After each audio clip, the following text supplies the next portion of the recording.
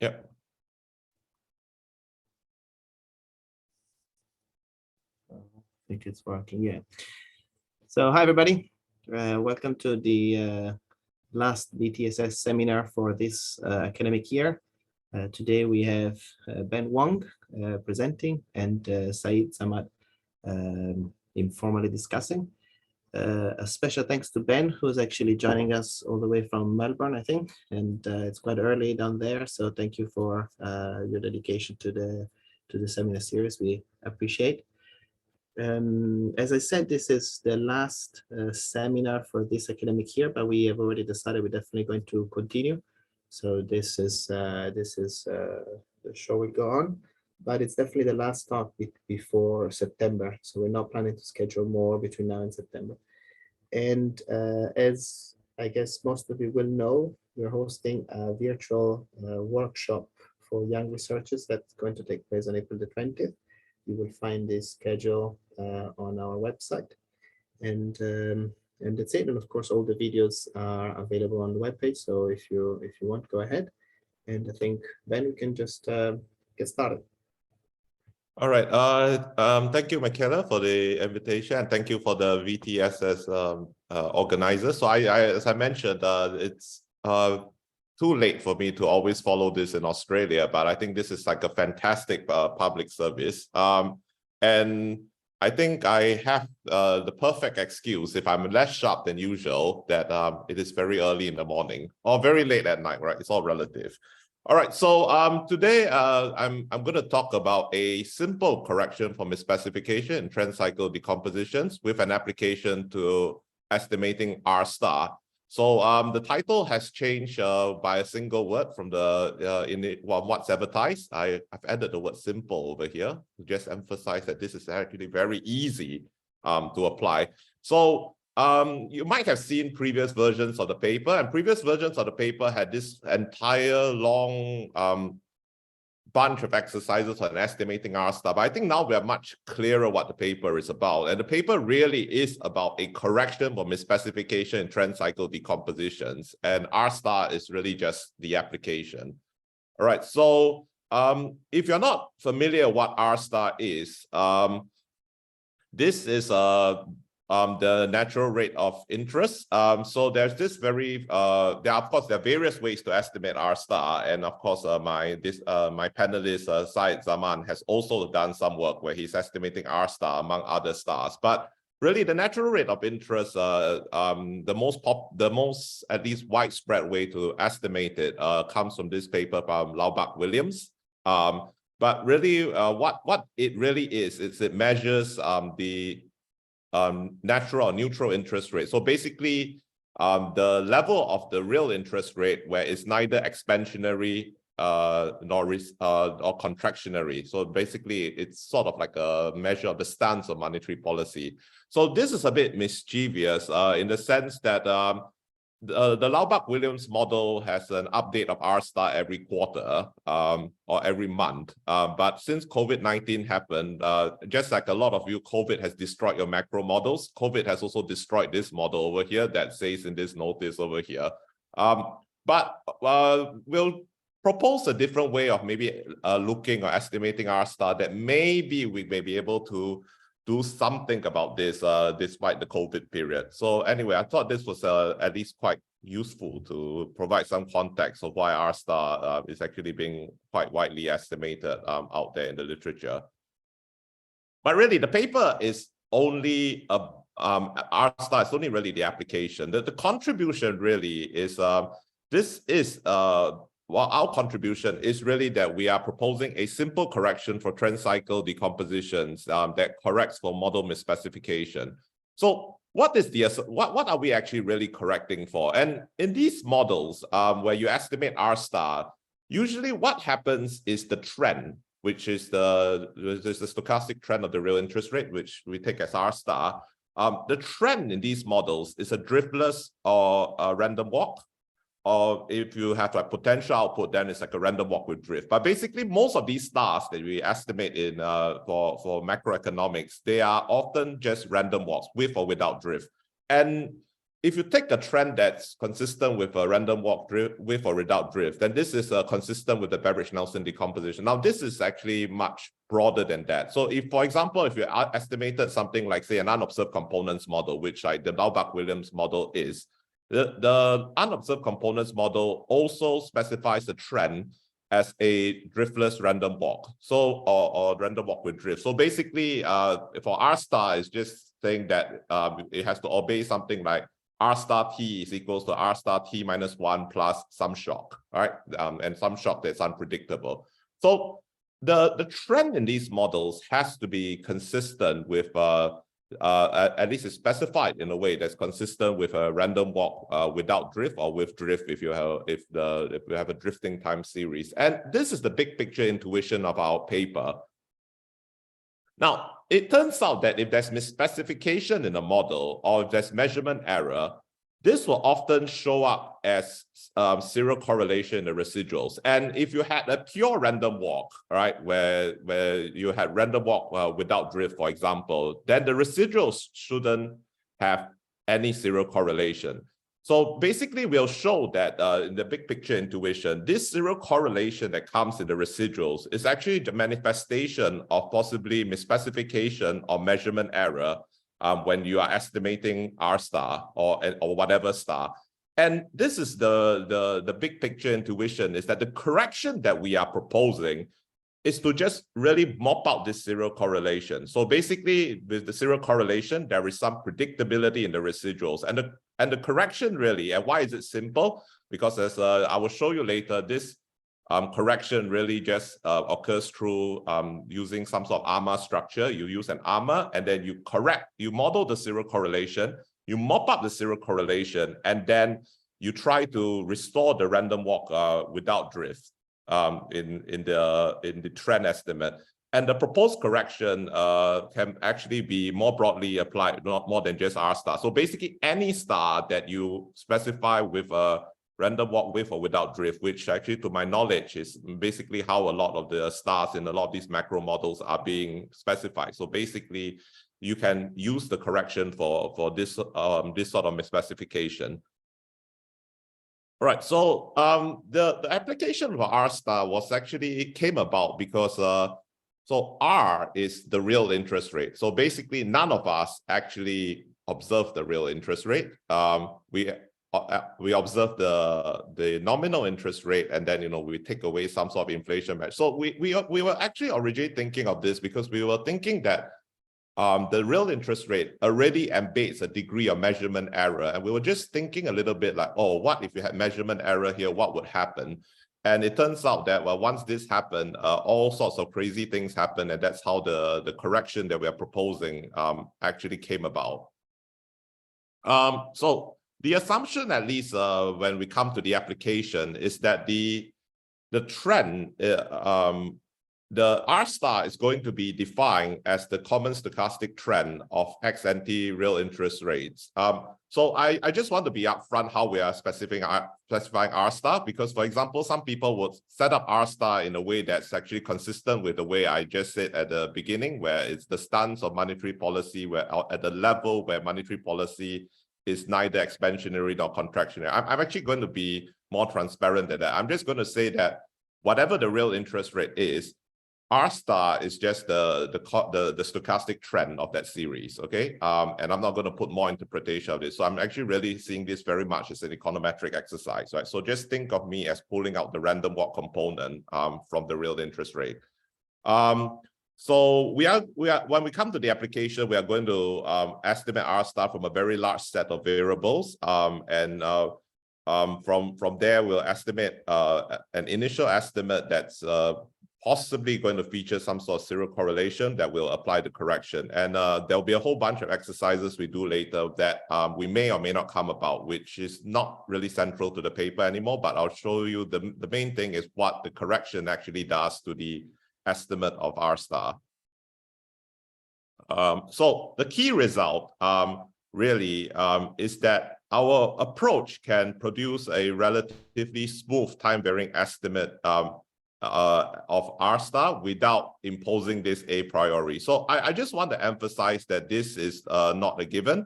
So for example, if you have estimated some unobserved components models before, one of the trickiest things you have to do is really you have to find a way to discipline the trend to not be super volatile. And in that sense, you try to specify the variance of the shock to the trend to be very, very small. So in some sense, if you had estimated unobserved components models, and especially if you use unobserved components models to estimate R star, you often have to find a way to try to put in a smooth trend in some way by maybe like specifying the prior, or maybe specifying the variance of the trend shocks to the cycle shocks or something like that.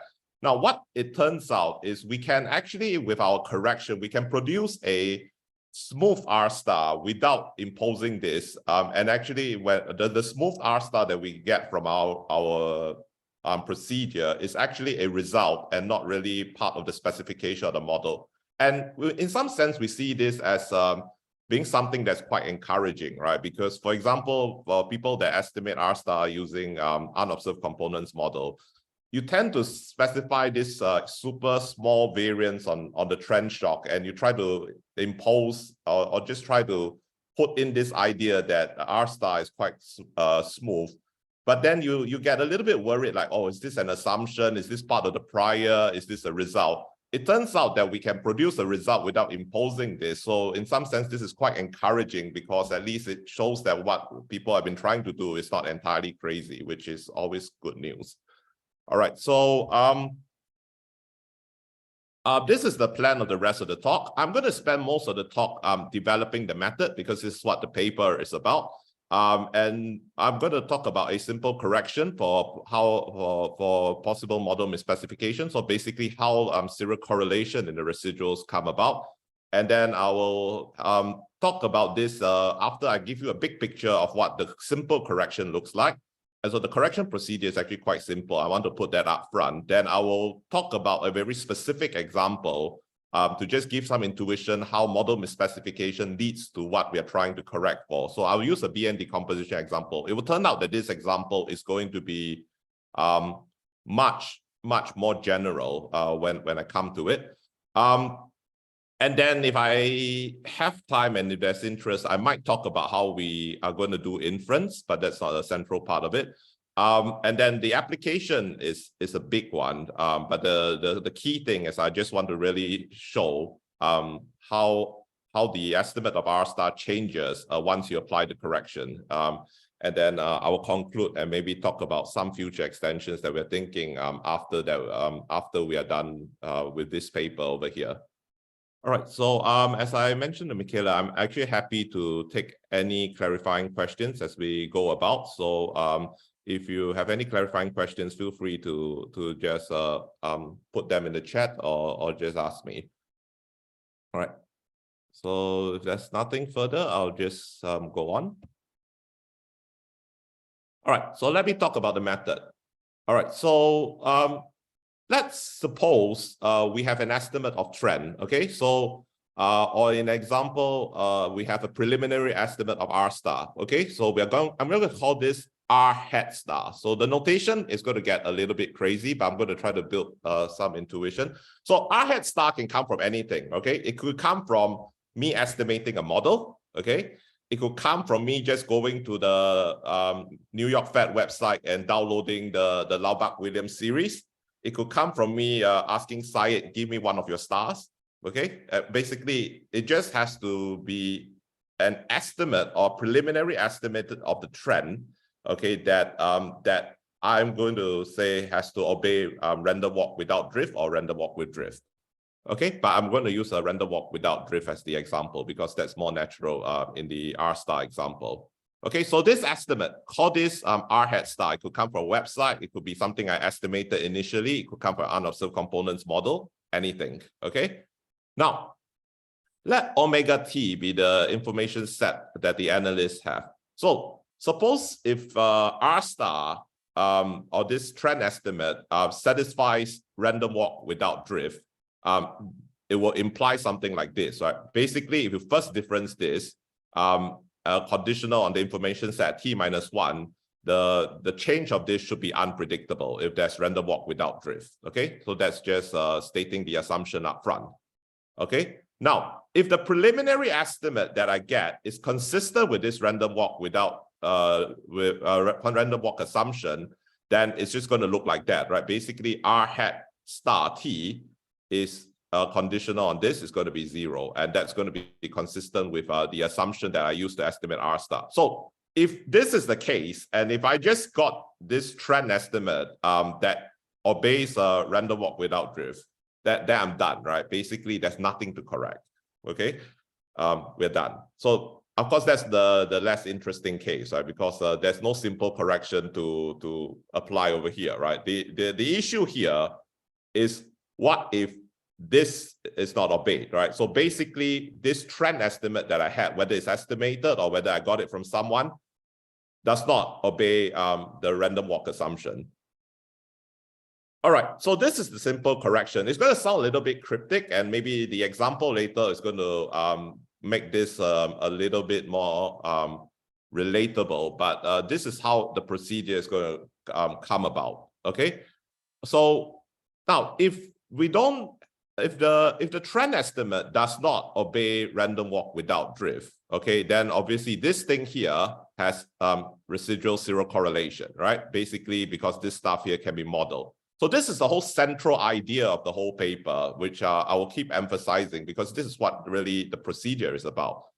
So we can correct, we're going to correct for this estimate here, okay, which does not obey the random walk assumption, so that the corrected estimate, so now I'm going to use tilde, so I'll stop letting R wear hats and tildes. This is the last one. This is the corrected estimate, RT tilde. This corrected estimate, once you correct for this, is going to obey this, okay? So this is the whole central idea. I get some estimate, it doesn't obey random walk without drift. I apply some correction because of this through this modeled zero correlation here, so that it obeys this random walk without drift assumption. Now, how am I going to do this? Now, suppose RT star hat, the preliminary estimate, can be characterized as an ARMA. And I'll show you in a minute that it will be an ARMA. In fact, if you knew the DGP, we can even tell what the ARMA order is. Okay, but for now, just say I can characterize this as an ARMA. Okay, so then this will now become noise, right? Now, so the permanent component of this thing over here is just this over here. So if you know what this is just basically the something that people call like the long run multiplier, right? Basically where the trend will be, the change of the trend will be in the long run. So this is the permanent component of the initial estimate here. Now, if you model the ARMA here, this thing here, the corrected estimate RT tilde star, once you put the ARMA and you do this calculation, the random walk assumption will be satisfied. Okay, so this is really the whole central idea that I'll go through over and over again. You get an initial estimate, it doesn't obey the random walk assumption. You correct for this because there's residual zero correlation, so that the corrected estimate RT tilde is going to obey this assumption, and you model this using an ARMA. And once you model this with an ARMA, you can apply this calculation here. So the corrected estimate will obey random walk without drift. So this sounds very cryptic, right? On some level, you go like, this is such a crazy idea. Like, why does it work, right? And I'll show you in a minute why. I'll give you some intuition why does it work. But at this stage, I just want to make two observations. So if you're familiar with the Beveridge-Nelson decomposition, where basically you're saying that the trend is just the conditional forecast of where the long run level of the time series is. This looks like we are applying a Beveridge-Nelson decomposition on the initial or preliminary estimate over here, or the uncorrected estimate, right? In fact, that is what we're doing. If you are familiar, this is actually a Beveridge-Nelson decomposition. All right, so by applying a Beveridge-Nelson decomposition on the estimated trend, we are actually enforcing that the random walk assumption here holds. All right, so that's the first observation. So another way to say it is, usually you specify the trend as a random walk without drift. And because you specify the trend as a random walk without drift, you're actually doing a Beveridge-Nelson decomposition. Now, if you get the trend and it's inconsistent with the Beveridge-Nelson decomposition, the correction really is just to apply the Beveridge-Nelson decomposition again. So basically doing like a Beveridge-Nelson a second time. Okay, and this would enforce the random walk without drift assumption holding over here. Now, the second part here is an observation that I talked a lot about briefly in the introduction, where the correction, whether the trend becomes more or less volatile, this is a result and not an assumption.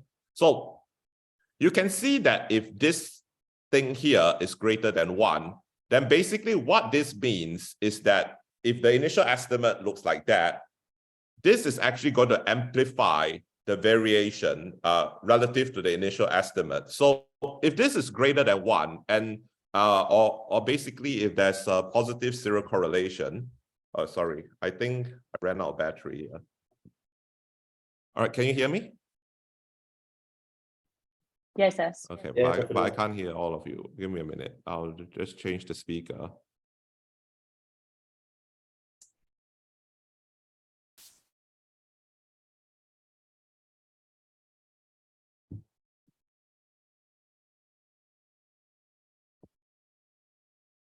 Okay, yep. So let's say if you have positive zero correlation and this thing being greater than 1, what this is going to have the effect is that if the initial trend looks like that, you can see that this amplifies the innovations here. So the corrected trend here is actually going to end up being more volatile, right? So everyone can see that.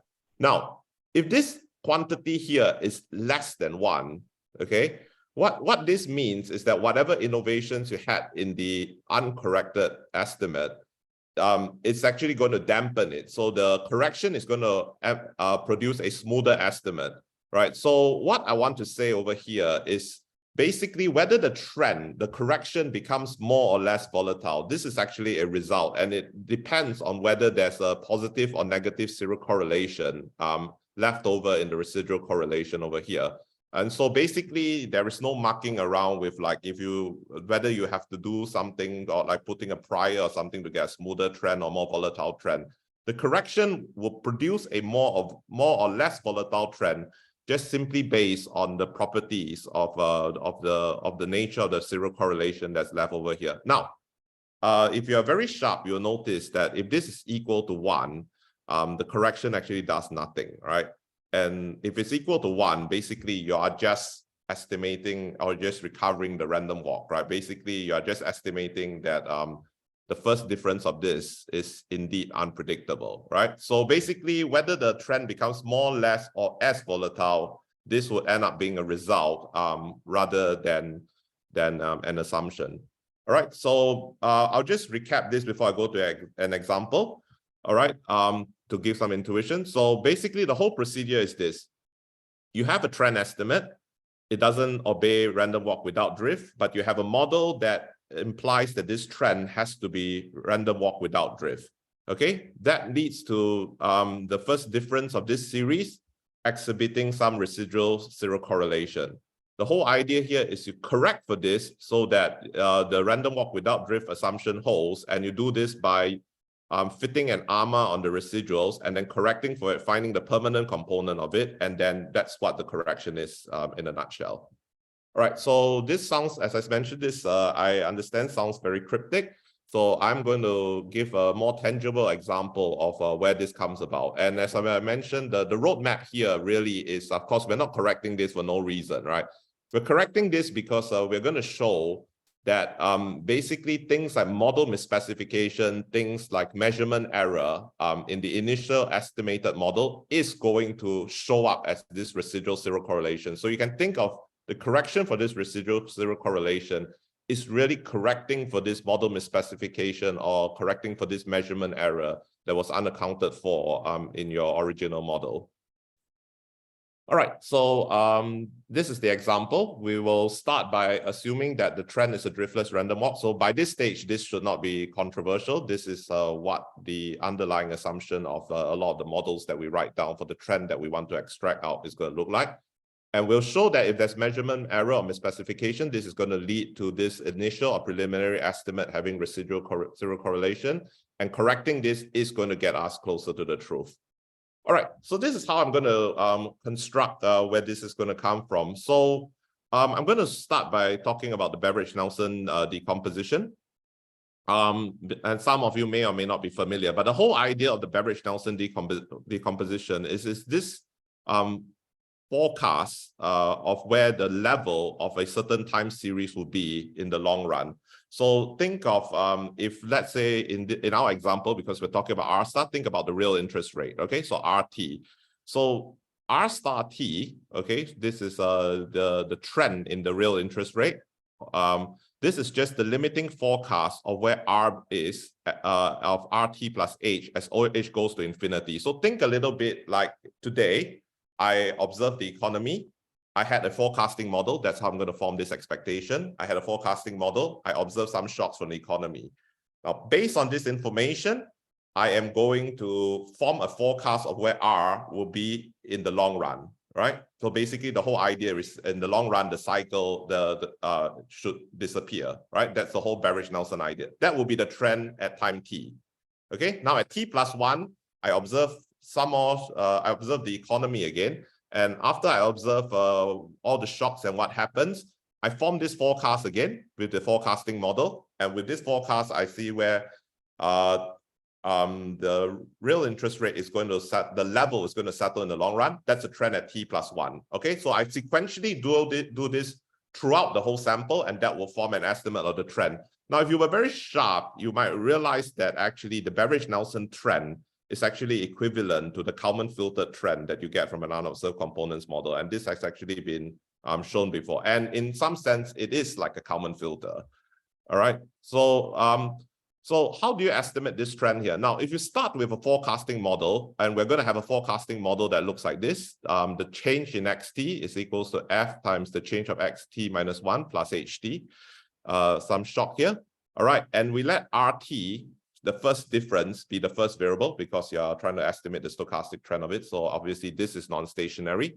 The Beveridge-Nelson trend can be calculated once you estimate f over here, and there's an analytical form over here. It's going to look like that. Okay, so basically if you can estimate this model, you're going to get the Beveridge-Nelson trend. Now, this might sound very cryptic because I only have an AR1 here, right? But the form here is actually very general, right? So very naturally, if you had a var, you can knock it into this form. That's basically the companion form. Of course, you can write a backend like that, right? So this is basically a state space form.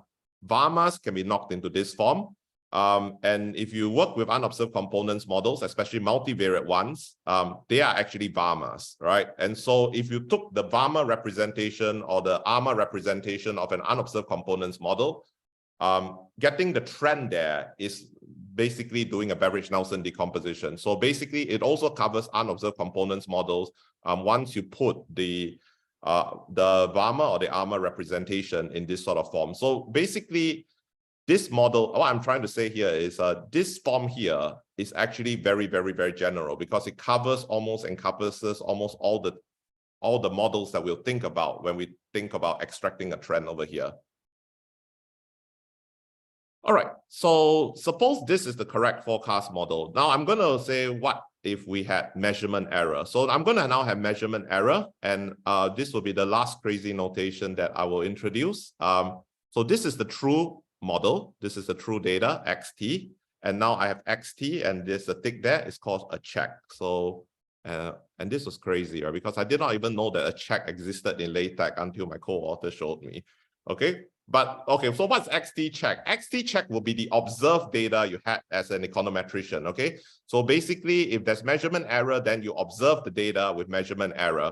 So xt check is going to be like xt plus some ut here, right? Over here, this ut just has to be stationary. Okay, you can also think of this as noise. That's fine, but it just has to be stationary, right? So basically, it has an ARMA structure, all right? So So let's say if you fitted this forecasting model here. Now, this is the true model here, okay? And then you fitted your model here. So this could be like your VAR or your unobserved components model, but because you have measurement error, you fitted it on this model here rather than this model over here. Now, there is, of course, a misspecification over here because you did not account for this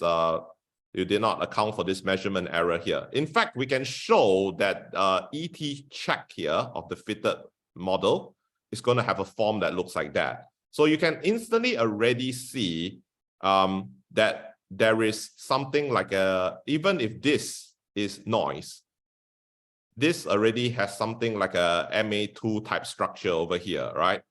Just by fitting this model over here. Now, if you just fitted this model here, in general, you're not going to converge to F even in population. Of course, you'll converge to some population projection, and I'm going to call this P. But the point is, even if P is very close to F, there is still some leftover stuff here, right? And actually, this is the source of where that misspecification, just through measurement error, is going to lead through zero correlation here, even if you fitted a model that, that's not supposed to have zero correlation. So I'm going to develop this a little bit further. So the presence of measurement error, as the first point show, will generally imply a complicated ARMA structure for this. So this is the trend that you extracted from this model over here. Okay, so basically you fit this model, you apply this calculation over here, you're going to get a trend here. Now this is going to have residual zero correlation. In fact, it's going to have an ARMA structure. So remember the correction I mentioned, it's going to have an ARMA structure. This is where the ARMA structure comes from. In fact, if you knew what the underlying DGP is, Lucapol's book actually can even tell you what that ARMA structure is. So basically, if there's n variables and p lags in the original model, okay, and you have MAQ measurement error, the trend here that you extracted with the Beveridge-Nelson decomposition that is not supposed to have zero correlation in the residuals, that is supposed to be random walk without drift, it's going to have zero correlation. In fact, it's going to have an ARMA structure that looks like this. So this can be quite crazy, right? So if you think of even like a bivariate system with one lag, this is, I think, and you had a Q is equals to 0, right? So basically measurement error here is noise. I think this is already something like an ARMA 4.6, right? And this is crazy, right? I mean, you only ask your students to fit ARMA 4.6. Right? I'm not going to fit an ARMA 4.6 for you, right? Now, if you do not know the order of, and that's probably like the simplest example I can come up with, right? If this thing has a more complicated structure, this ARMA structure is going to look like super, super crazy, right? So I can characterize this over here because I know the underlying DGP. Of course, in reality, I don't. But we all know that what this is going to lead to is there is going to be an ARMA structure here. Now, the thing is, of course, as I said, if you estimated this model, you are not going to recover, you're often not going to recover F in population. You're going to recover something like P, which is like the population projection. Now, imagine if you were super lucky that you got a P that's still very close to F, okay?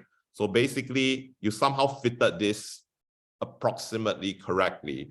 This is still going to lead to some zero correlation structure here, even if you were lucky enough to recover F over here. Now, in practice, we don't know how close P is going to be at F, right? So even if P is very close to F, these roots will cancel out and you will still have something like a MAQ plus 2 structure, right? And even if Q is 0, there will be something like a MA2 structure over here. Now, this is, of course, just a very specific example with a measurement error, but lots of things in this space naturally lead to an ARMA structure in the preliminary estimate. So suppose if you had a true model that where the XT vector was much larger, a much larger multivariate system, and you estimated a model on a much smaller set. Now, that seems quite plausible in an empirical setting, right? We already know that this is already going to lead to an ARMA structure. And then once you put an ARMA structure on top of, even without measurement error, that is already going to lead to some sort of ARMA structure over here if you just constructed a case like this. Now, this is quite relevant also for VARMA models because unobserved components models often feature non-negligible MA terms, even without measurement error. So basically, a lot of the things that we are interested in, like estimating the model on a smaller subset of data, measurement error, unobserved components models, one that you knocked into the ARMA form, this is already going to lead to some sort of serial correlation structure in the extracted trend over here. So this is going to be very relevant. All right, so this is where the correction is. And if you look at this, you might be convinced that the crazy ARMA correction that I proposed would work. All right, so suppose I estimated P. So this is the projection, right? I estimated P by fitting the model on XT check. So basically the data, the observed data or the data with measurement error. So I know the Beveridge-Nelson cycle is going to look like this, okay? And I can analytically calculate that. That's from another paper we showed. So the following identity must hold. So this is RT check. So this is the real interest rate that I observe. That's just RT, the true real interest rate that I do not observe. And basically the measurement error over here, okay, that I said was stationary. So I can decompose the actual real interest rate into two components, right? Basically the trend, which is R star, and the cycle, okay? So this holds by definition. And what I'm going to do is with this thing over here, I'm just going to do an add and subtract trick, okay, plus this, okay? So I'm not pulling, I'm just decomposing RT into two components, the Beveridge-Nelson trend and the Beveridge-Nelson cycle, plus measurement error, and I put an add and subtract trick here, okay? So I'm going to shift this to the left-hand side. So RT check minus RT check cycle must be the initial estimate I got, right? Because I'm just taking out the cycle by fitting this model here. So basically, if I shift this here, this is the initial estimate. So this identity must hold. Now, what do we observe? This is I1. This is stationary. This is stationary because it's a cycle. This is stationary because it's a cycle, and the measurement error is stationary by construction, right? So basically, the permanent component of this RT, this initial estimate here, is actually R star, okay? And this was actually quite crazy when we did it. And if you look at it, that's correct. So basically, what a Beveridge-Nelson decomposition does is it pulls out the permanent component of a time series. All this tells us is if you pull out the permanent component of this stuff goes away, and basically you are actually getting an estimate of the permanent component. All right, so I would just make one final note here before I talk about some Monte Carlos, and then I get to what the main result and what the correction does. So if you do this conditional expectation, if you do this expectation, this conditional expectation, what you're going to find is that through the law of iterated expectations, if I had this information set I call omega t check, which is what you have as the econometrician, this is the permanent component of this thing over here. But notice that this is on a smaller information set than omega t here, right? So basically, this is just an estimate. And in general, you are going to have some information loss here, basically because you do not have the true model, right? So basically, you're going to get estimate. And the question is whether you get a better estimate of the trend. But in general, the two will probably not be equivalent because you have some information loss here. But this procedure here does show that if you pull out the permanent component of the preliminary estimate here, you will get a better estimate, or because you're pulling out the permanent component that's equivalent to the quantity that you're trying to pull out. And basically, by applying the ARMA correction and doing a Beveridge-Nelson a second time, you're trying to find a way to throw this stuff out, so to speak, right, in a very loose way. All right, so let me talk about some Monte Carlos, and then I'll show you the main result, and that will be very close to whether I would want to communicate what I want to do. So this is a Monte Carlo experiment. So we're thinking of like the simplest possible thing you could write down, and this is the simplest possible thing I think I could write down. So I have RT. I'm trying to pull out the permanent component of this. and I have some observed series, okay? And we call it like x2t delta. All right, so let this be our xt. So, all right, so basically we write this VAR1 in a companion form. It's going to look like this, okay? And we parameterize it like this. So this is xt. This is the actual data. And what you have is you, as the econometrician, you may observe this with measurement error. So we're going to put some measurement error on this over here. And this measurement error is going to be very small. So we have the true R star over here. And in this example, so the delta shouldn't be over here. So the true R star can be calculated like that. Okay, so this is our Monte Carlo setup. So what are we going to try to do? All right, so we have some Monte Carlo experiments that we want to try to see how the procedure would work, at least in this very simple case here. All right, so I'm just go through what the cases are slowly, but remember, check is the data with measurement error. So the first thing is I just run a VAR1 on this and to pull out the Beveridge-Nelson trend. Okay, so basically this is the econometrician estimating the true model and not even observing the measurement error itself. In the second example, I'm going to do a VARMA 1-2 on this data with measurement error. Now, we know that the VARMA 1-2 is actually the true model, but we're going to estimate the VARMA. So there's going to be some sort of finite sample issues with trying to estimate VARMAs in finite sample. Okay, but we know that the VARMA order, once you put measurement error, is actually a VARMA 1-2. The third case is just us fitting the true VARMA 1-2. So this is just a hypothetical case that the econometrician did not have to estimate the VARMA and the world just gave the VARMA parameters. Not going to happen, but it's just to give us an idea how much estimating this VARMA you're going to lose. In the fourth example, we're going to fit the VAR1 on the data with measurement error. Okay, and this is what you're going to do if you did not do the correction. In the fifth case, you're going to do an MA2 correction. Okay, but I'll go to the sixth case. You do the VAR1 on here, and you do an ARMA 4-6 correction. So the ARMA 4-6 is the true representation of this thing over here. The MA2 is us possibly seeing that if P was very close to F, then there will be roots cancellation, and then maybe an MA2 might do a bit better. Okay, so this is what we're trying to do over here. So basically, these are the corrections. This is the correction with the true representation for this, and this is allowing for some parsimony because there could be some roots cancellation that's going on.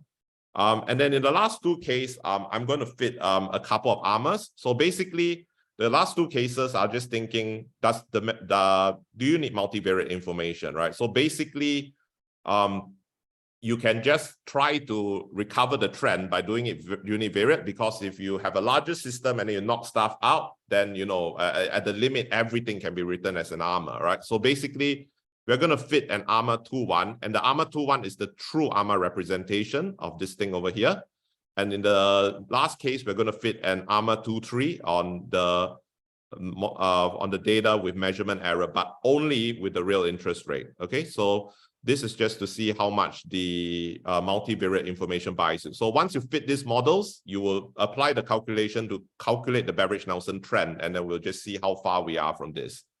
All right, so this is going to be, so basically remember these two here are our correction. So the first thing we want to say is, I think the correction works because here you don't correct and here you correct. The root mean squared error actually falls a little bit. Okay, I'll talk about bigger model once I've commented on all this. Now, the simpler correction seems to work that if you did an MA2 relative to doing an ARMA 4-6, which is the true ARMA representation of this thing over here, doing a simpler correction actually would work better. Multivariate information works. You can see that if we compare to just fitting it univariate, these don't do very well in recovering the true trend. Now, the thing that we'll say is that if you can estimate the true VARMA, then obviously do it. Okay, so we do as well as if you estimated a VARMA. But I would just I would just nuance this by saying that here is a very contrived situation that I'm estimating a VARMA where I knew what the VARMA order is, how many variables are in the VARMA, and I knew it was a VARMA 1, 2, right? And here, I do not know what the VARMA structure is, and I'm already doing as well as it. Now, of course, there are known issues. If you have tried estimating VARMAs in small samples, you can see that if you try estimating the VARMA relative to me giving you the VARMA, in a hypothetical case where I gave you the VARMA parameters, this is already going to lead to some inaccuracy over here. Now, this is actually the simplest possible case that I could construct with a bivariate model. We have actually tried doing it with a trivariate model. And once you did a trivariate model, the simple correction actually does a lot better. And the reason is if you started having 3, 4 variable VARMAs, I mean, this becomes crazy to estimate, right? And then once you have like some sort of crazy VARMA orders here, the simpler correction would do much better over here. So even in the simplest possible case here, we can already show that you can do almost as well, you can do as well as just having the true VARMA model and estimating it, right? So I think the correction is actually quite promising in this sense. All right, do I have any questions? Otherwise, I might just jump to the main result. Just a quick question. Yes. So have you tried comparing to incorporating the measurement error equation into the forecasting model and then using a Kalman filter? Well, in some sense, that's what you would be doing, right? So if you estimated the VARMA model, basically the measurement error is in the model itself, right? And then, of course, you use the Kalman filter to estimate the VARMA. So I think the answer to your question is yes, because we try estimating the VARMA, right? And because we put in the measurement error, so we know what the VARMA form would be over here. Mm-hmm. Okay, thanks. Yeah. Just to follow up on that question, what you could also do is just add the MA2 component, but only for RT star. Would that work as well? Well, effectively, that's what we are sort of doing, right? Yeah, but then you do it at one pass, which should be more efficient, no? I need to think about that. I think at least in the setup here, you can't do it.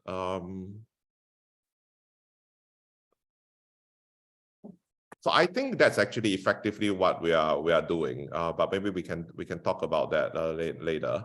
I actually think that's what we're doing, right? Because we're sort of you can think that there's a multivariate system and we're doing the correction on just basically it's a univariate correction, right? So basically we're just targeting the correction to there's a particular equation that we're interested in. So I think that's actually what we're effectively doing. But maybe that might be maybe we can talk a little bit more about that. All right, thanks.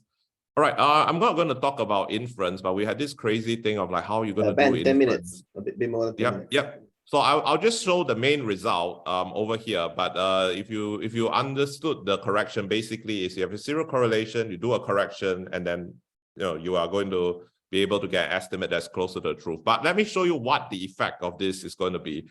So we had an application here where we had this very big model, and we had co-integration between like a long rate and a short rate. And we wanted to ask, that was the initial paper, of what causes R star to change, right? So we had this monster model of like 15 or 16 variables where you could divide these variables into like productivity, safe assets. So this is all just coming from the literature itself, right? And we were trying to understand why R star changed, right? But basically, this is a very big model. We fitted a Bayesian we fitted a Bayesian VACM. So you knock the VACM into that form there, and then you extracted the trend, right? And then after that, you do the correction, and we did a MA8 correction. So if there's one thing that you want, one picture you want to take from it, this is it, right? So let me just talk about this. The red dotted line here is the real interest rate. Okay, so the real interest rate that we have, the nominal interest rate, and then we use like a I forgot how I think we use a forecasting model on inflation to take away the inflation component. So basically there's a very natural situation here that there's measurement error. Okay, and then the blue line is us trying to pull out the trend using a Beveridge-Nelson decomposition from the model itself. Okay, and you can see that this is what I will call RT cat star. So basically the initial estimate. So basically you estimated the vacuum and then you apply those calculations and then you pull out the trend, right? Or this will be consistent with like the Kalman filtered trend. Okay, so you can see, I mean, it's okay, but it's a little bit noisy, right? It moves around a lot, okay? And so what we did was we checked, okay, there is actually zero correlation, okay? In fact, there's negative zero correlation. So we applied the MA8 correction over here. And if you did the correction, this is what you get. So basically from this, you get from the big vacuum model, and then you do the correction, and then it becomes smoother.